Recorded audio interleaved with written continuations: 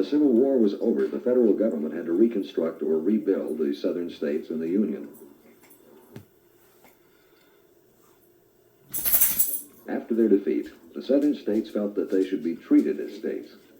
But Congress, now controlled by radical Republicans, contended that they had lost their political rights and should be treated as territories which must be readmitted to the Union.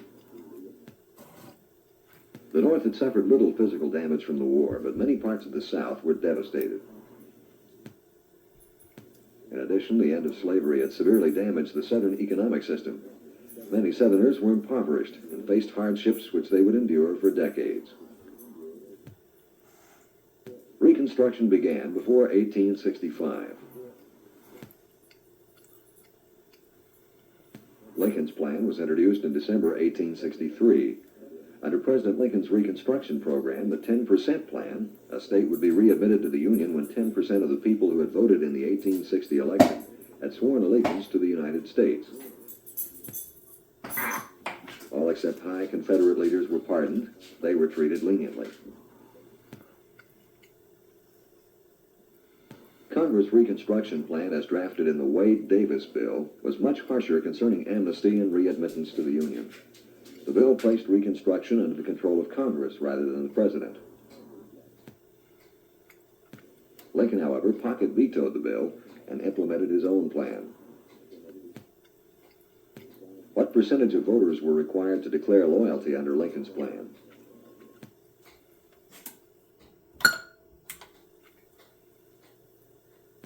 Yes.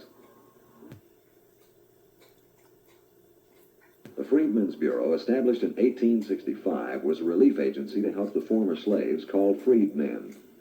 The Bureau provided food, clothing, and other necessities and tried to protect the rights of the freed slaves.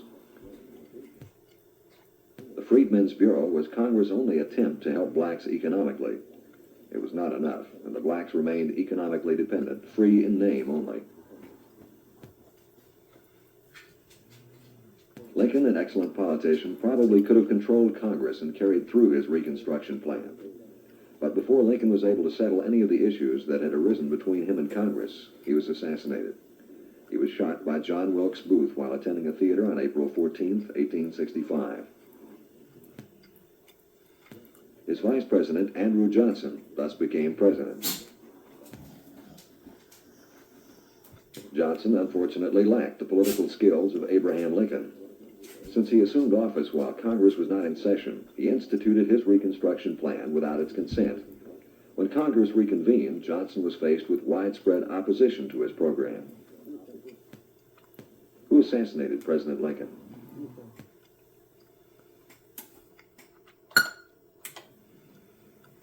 Yes.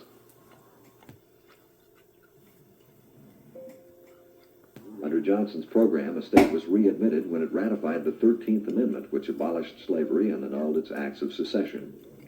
All Southerners who took a loyalty oath were pardoned. This provision did not apply to Confederate leaders and wealthy Southerners. 8 states accepted Johnson's proposal and began to carry it out.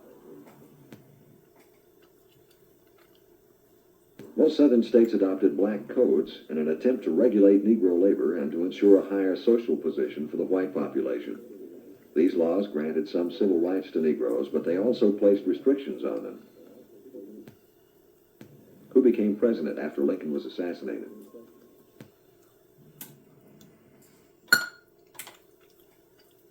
Correct.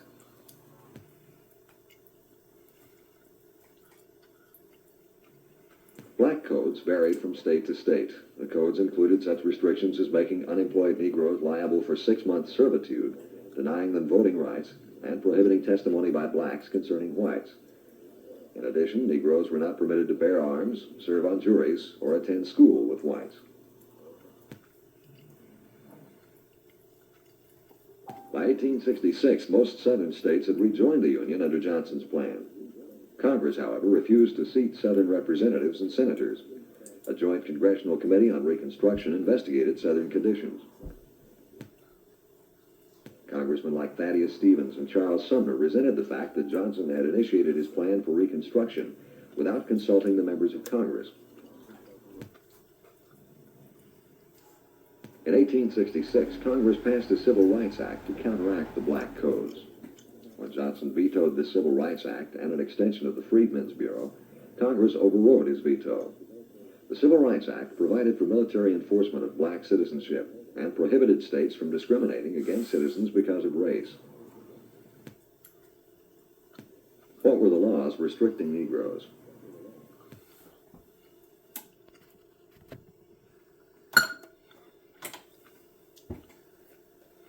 Right. The Civil Rights Act became the foundation of the 14th Amendment, which the Radicals introduced later in 1866. This amendment set up a national definition of citizenship, the country's first, guaranteeing certain rights to all citizens and the right to vote to male citizens. It prohibited prominent Confederate leaders from holding office until pardoned by Congress, and it invalidated the Southern War debt. Congress gave itself, rather than the President, power to enforce the amendment. When the amendment was submitted for ratification, Congress stipulated that all states, including those in the South, should vote on it. The total number of states was 37, 11 of which were Confederate. 10 states could defeat the amendment. What act was the foundation of the 14th Amendment?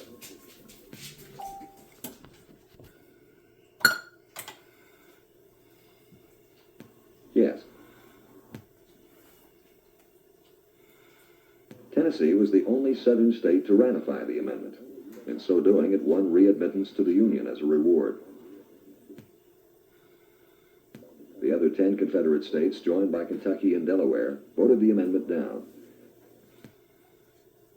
Thus, the 14th Amendment was defeated, but only temporarily.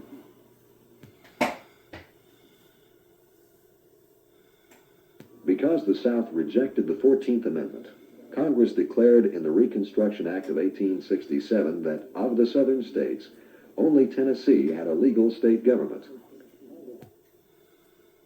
Congress then divided the 10 remaining Southern states into 5 military districts.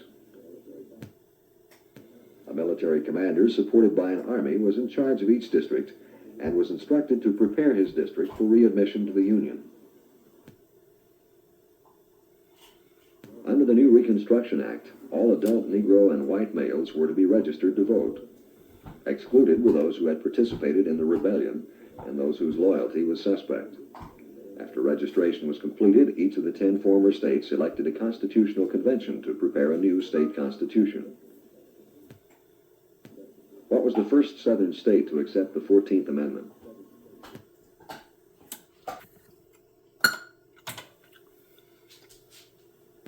Yes. The new state constitutions had to provide for Negro suffrage or voting rights. If the new document was ratified by an electorate of the state, then elections for a state government could be held. If Congress approved the state constitution, and if the 14th Amendment was ratified, the state was readmitted to the Union. In this way, the amendment was finally approved. Radical Republicans dominated Congress after the election of 1866. The Radicals disliked President Johnson, and to lessen his powers, Congress passed 2 laws. The Command of the Army Act curtailed Johnson's power as Commander-in-Chief of the military.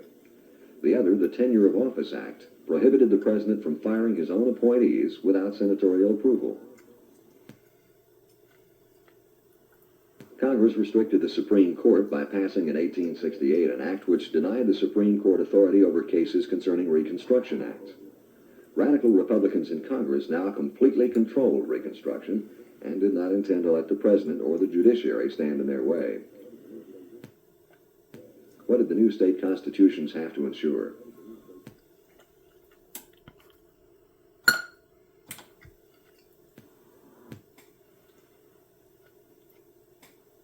Johnson deliberately violated the Tenure of Office Act by firing Secretary of War Edwin Stanton and replacing him with General Ulysses S. Grant.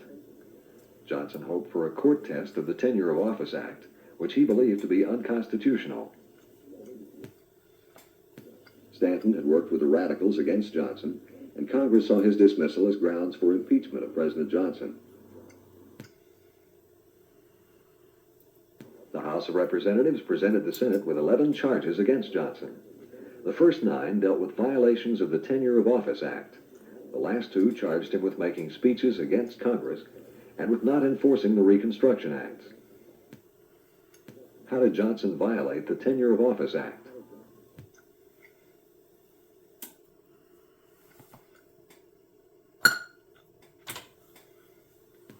Yes. Johnson's trial before the Senate lasted from March 25th to May 26, 1868. A great deal of pressure was exerted upon all Republicans for conviction. However, 7 Republicans joined 12 Democrats to vote for acquittal, and Johnson escaped removal by 1 vote. Between 1867 and 1877, the Republicans continued to control Congress. Between 1869 and 1877, a Republican president, Grant, was in office. During this time, the Republicans did everything possible to keep political control of the country. When Southern election results were disputed by Democrats, for example, troops were sent to install the Republican officials. By how many votes was Johnson acquitted?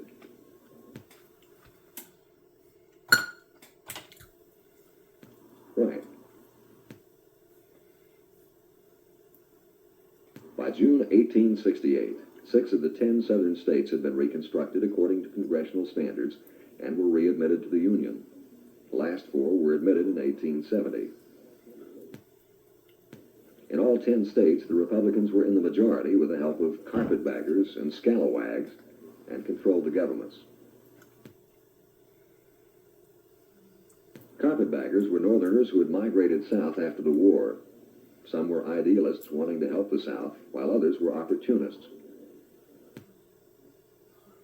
Scalawags were native Southerners who cooperated with federal authorities. Gaining black support was important to the radicals. How many states had been readmitted by 1868?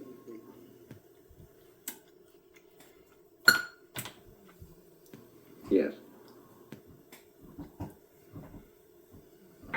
The new Republican governments instigated many spending programs in the South. State budgets and state debt soared into the millions of dollars. Corruption was widespread, and many individuals pocketed money intended for the rebuilding process. Some accomplishments were made, however, particularly in the area of education. The former Southern governing elites resented losing their political and social status to the Republicans and blacks. They advocated white supremacy and organized secret societies which used terrorist tactics in an effort to reestablish their status. What name was given Northerners who migrated to the South after the war?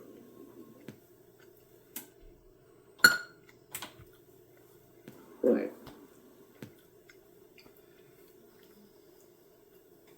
One of these secret societies, the Ku Klux Klan, sent sheeted night riders to terrorize blacks and their white sympathizers.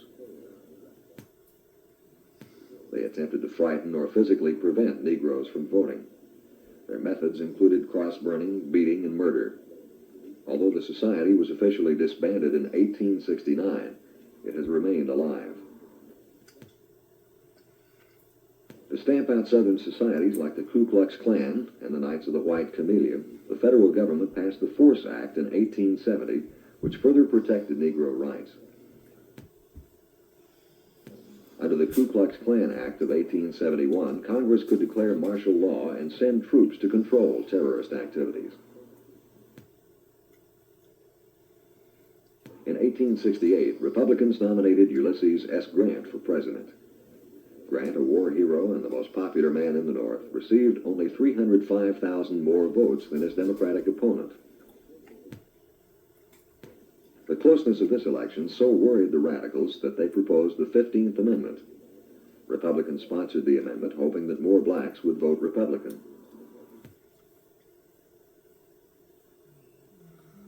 According to the 15th Amendment, suffrage could not be denied on account of race, creed, or previous condition of servitude. 7 southern states later attempted to avoid the effect of the amendment by the use of poll taxes, literacy tests, and grandfather clauses. These methods effectively limited the number of eligible Negro voters because they could not meet the requirements. Grant served 2 terms as president from 1869 to 1877. He was not well suited for the office and exercised poor judgment in appointing cabinet members and other officials. His second term in office was marred by corruption and by several scandals which were mainly the result of Grant's political inexperience. What was the purpose of the 15th Amendment?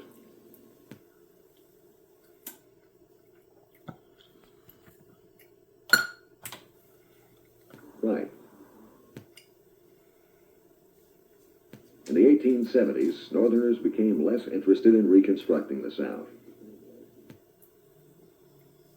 In 1872, Congress granted citizenship to most of the remaining unpardoned whites. By 1875, most previously Republican Southern states were in Democratic Party control again. However, federal troops still occupied Louisiana, South Carolina, and Florida, which kept them Republican until 1877. In the 1876 presidential election, Democrat Samuel Tilden opposed Republican Rutherford B. Hayes. Tilden was assured of 184 electoral votes and needed only 1 additional vote for a majority. But his victories in Florida, South Carolina, and Louisiana were challenged by the Republicans in control of those states. Republicans claimed all 3 states' electoral votes for Hayes. Congress established an electoral commission to settle the dispute. It contained 7 Democrats, 7 Republicans, and 1 independent. The independent resigned, however, and was replaced by a Republican, creating a Republican majority. By a vote of 8 to 7 in each disputed state case, the committee declared Hayes the winner, and he succeeded President Grant in office. What characterized Grant's terms in office?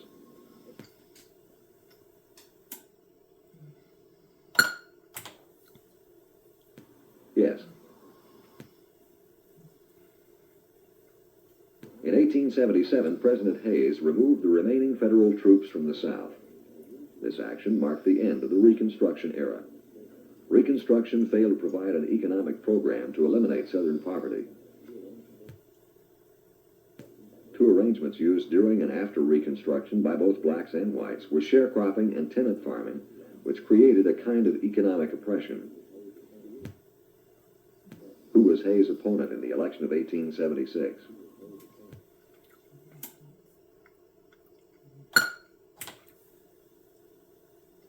Yes. The sharecroppers, most of whom were Negroes, provided their labor in exchange for tools, seed, stock, shelter, and land to farm.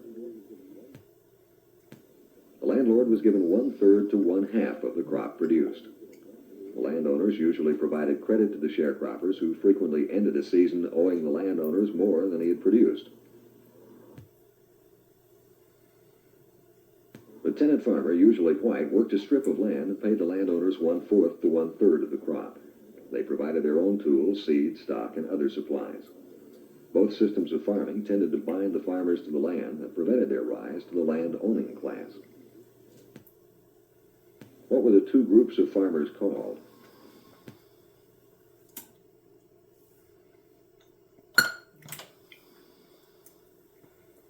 Right. Post-war attempts at Reconstruction were felt in every aspect of Southern life. The efforts of the North to impose its social, political, and economic beliefs on the people of the South were unsuccessful, for it was a much more difficult task than the Northerners had imagined. In the end, for nearly a century, the South returned to a way of life very similar to the one that existed before the Civil War.